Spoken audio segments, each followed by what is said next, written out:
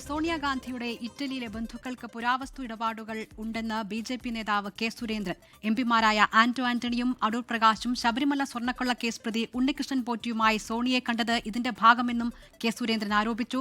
സ്വർണ്ണക്കൊള്ള കേസുമായി ബന്ധപ്പെട്ട പാരഡി ഗാനം ഇനി മാറ്റിപ്പാടേണ്ടി വരുമെന്നും കെ. സുരേന്ദ്രൻ പറഞ്ഞു.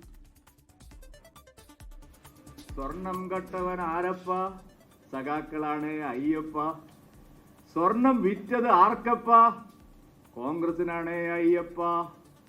ലാഭം കൊയ്തത് ആരൊക്കെ, ഇന്ത്യ മുന്നണി ഒറ്റക്ക്.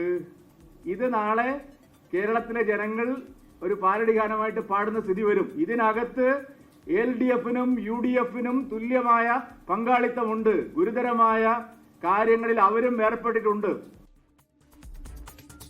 ശബരിമല സ്വർണ്ണക്കൊള്ള കേസിൽ കേന്ദ്ര ഏജൻസിയുടെ അന്വേഷണം അനിവാര്യമെന്ന് കെ. സുരേന്ദ്രൻ പറഞ്ഞു. SIT അന്വേഷണത്തിൽ പ്രമുഖരെ രക്ഷിക്കാൻ ശ്രമിക്കുന്നു.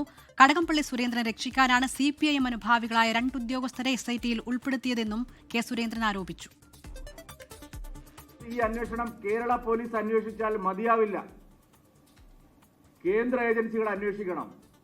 രാജ്യാന്തര തലത്തിലുള്ള ബന്ധങ്ങൾ അന്വേഷിക്കാൻ കഴിയുന്ന ഏജൻസികൾ അന്വേഷിക്കണം. അത്തരം സ്ഥാപനങ്ങളിലേക്കും അത്തരം ഉന്നത വ്യക്തികളിലേക്കും പോകുന്ന ഒരു അന്വേഷണം ആവശ്യമുണ്ട്. ഈക്വലി റെസ്പോൺസിബിൾ ആണ് CPM-ഉം കോൺഗ്രസും. CBI അന്വേഷണം വന്നാൽ കടകംപള്ളിക്ക് ബുദ്ധിമുട്ടാവില്ലേ? ലോകത്തെവിടെയായാലും ഏത് സമയത്തും 24 വാർത്തകളും ഓഗ്മെന്റഡ് റിയാലിറ്റി പാക്കേജുകളും എക്സ്പ്ലെയിനറുകളും വിശദമായി കാണാൻ ഞങ്ങളുടെ YouTube ചാനൽ നിങ്ങൾക്ക് സബ്സ്ക്രൈബ് ചെയ്യാം.